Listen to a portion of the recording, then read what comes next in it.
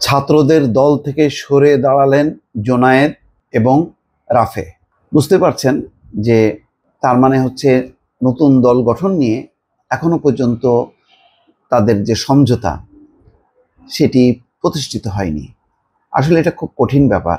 এই বৈষম্য বিরোধী ছাত্র আন্দোলন একটা প্ল্যাটফর্ম ছিল শেখ হাসিনার পতনের জন্য, কিন্তু একটা দল একটা মতাদর্শ থাকে, সেই মতাদর্শটা সেখানে আবার সবাই আবার একসঙ্গে জড়ো হবে, একই মতে বিশ্বাস করবে, এটা ভাবা খুব কঠিন।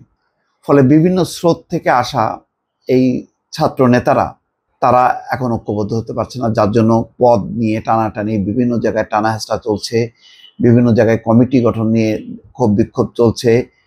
আর তৃণমূল পর্যায়ে সমন্বয়কের নামে নানা রকম যে কর্মকাণ্ডগুলো চলছে সেগুলো কিন্তু লোকজন বিরক্ত হচ্ছে ক্রমে। কেন্দ্রীয়ভাবেও এখনো শেষ মুহূর্ত পর্যন্ত টানাপোড়েন চলছে সেই দলের সাংগঠনিক কাঠামো নিয়ে। এই অবস্থার মধ্যে খবর আসলো এই যে শুক্রবার যে দলটা আত্মপ্রকাশ করতে যাচ্ছে মানিক মিয়া অ্যাভিনিউতে, সেখান থেকে নিজেদের প্রত্যাহার করে নিয়েছেন জাতীয় নাগরিক কমিটির যুগ্ম আহ্বায়ক আলিয়া হাসান জুনায়েদ ও যুগ্ম সদস্য সচিব রাফে সালমান রিফাত। মঙ্গলবার এক ফেসবুক পোস্টে এমনটাই জানিয়েছেন তারা। আলিয়া হাসান জুনায়েদ এবং রাফে সালমান রিফাত বর্তমানে চীন সফরে রয়েছেন দেশটির কমিউনিস্ট পার্টির আমন্ত্রণে। নেতারা যে সংগঠনের কারণে এখন ওই 22 জনের টিম, যেটা ডক্টর আব্দুল মঈন খানের নেতৃত্বে চীনে আছে, সেখানে বিভিন্ন দল আছে, বৈষম্যরা আছে, নানা আরো অন্যান্য দল আছে, সেখানে এই দুইজন আছে। এখন এই দুইজন সফরে, কিন্তু তারা ফেসবুকে জানাচ্ছেন যে তারা আর এই দলের সঙ্গে নেই। তাদের চীন সফর নিয়েও আপত্তি ওঠে নাগরিক কমিটিতে। সোমবার এই বিষয়ে একটা বিবৃতি দেয় সংগঠনটি। আলী হাসান জুনায়েদের সঙ্গে নাগরিক কমিটির নেতাদের দ্বন্দ্ব প্রকাশ্যে আসে নতুন রাজনৈতিক দলের সদস্য সচিব পদ নিয়ে। তার অনুসারীরা তাকে এই পদে দাবি করলেও আরেকটি অংশ নাগরিক কমিটির সদস্য সচিব আক্তার হোসেনকে চান। এই নিয়ে টানাপোড়েন চলে নাগরিক কমিটিতে। আলী হাসান জুনায়েদ তার ফেসবুক পোস্টে বলেন, আগামী 28 ফেব্রুয়ারি তরুণদের নেতৃত্বে যে নতুন রাজনৈতিক দলটি আসছে, আমি সেখানে থাকছি না।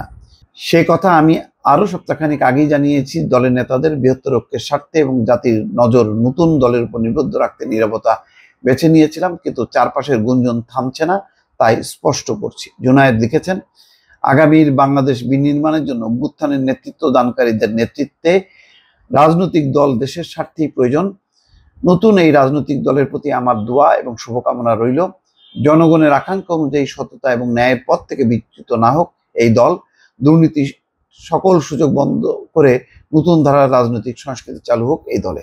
যাই হোক, একটা ভালো পোস্টে দিয়েছেন, কিন্তু ঘটনা হলো যে এই যে দলের ভেতরে যে ক্ষোভ বিক্ষোভ, অসন্তোষ, দল থেকে পদত্যাগ, তারপরে পদ নিয়ে নানা রকম অশান্তি, অসন্তুষ্ট, এগুলো কিন্তু নতুন দলের যাত্রার জন্য ভালো হচ্ছে না। এবং এই দল যে পুরো সাংগঠনিক কাঠামো নিয়ে পূর্ণ শক্তি নিয়ে সামনে আবির্ভূত হবে, তেমন লক্ষণও কিন্তু দেখা যাচ্ছে না।